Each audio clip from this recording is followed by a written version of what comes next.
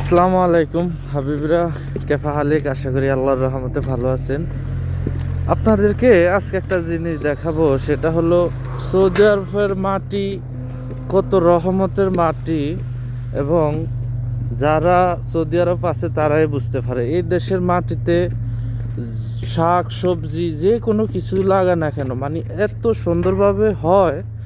মানে আমি কিছু শাকসবজি এবং বিভিন্ন কিছু লাগাইছিলাম জেদ্দা যখন ছিলাম, কিন্তু এখন আপনাদেরকে একটা সুন্দর একটা জিনিস দেখাই। সেটা হলো এই যে খাজুরগুলা দেখতেছেন, এই যে কি সুন্দর ছোট একটা খাজুর গাছ। এটা থেকে আমি কিছু খাজুর পারে আপনাকে দেখাবো। খুবই সুন্দর, খুবই সুন্দর। আমি সবসময় এদিকে আসলেই খাই।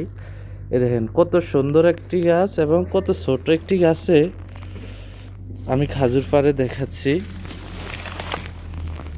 এই যে 1 মিনিট বিবিরা, দেখেন আমি যে সময় এখানে আসি ওই সময় খাই, অনেকগুলো খাজুর খাইছি, এখন অল্প কটা খাজুর আছে। এই যে দেখেন, আমি আপনাদেরকে দেখাচ্ছি কি সুন্দর। এই মাশাআল্লাহ, দেখেন গাছটা কত ছোট, কিন্তু মানে এত সুন্দর সুন্দর খেজুর।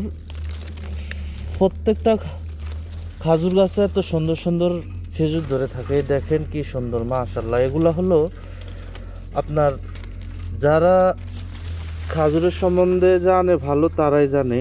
এই খাজুরগুলা থেকে কিছু দুধের ছানা এবং ওই যে বাংলাদেশের রসমালাই আছে না, ওগুলার কিছু স্মেল আসে। এগুলো এত সুন্দর। যারা খাজুর সম্বন্ধে জানে তারা বলতে পারবে।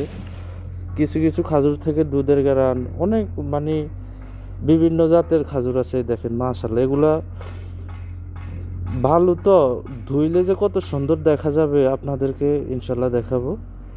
কি কতটুকু একটা গাছ, অথচ কি সুন্দর খাজুর। মাশাল্লাহ, আল্লাহর রহমতের, মানে সৌদি আরবের মাটি যে আল্লাহর রহমতের মাটি, এটা যারা সৌদি আরব আসছে তারাই বলতে পারবে। প্রত্যেকগুলা খাজুর গাছে খাজুর ধরে আছে, কি সুন্দর সুন্দর প্রত্যেকগুলা।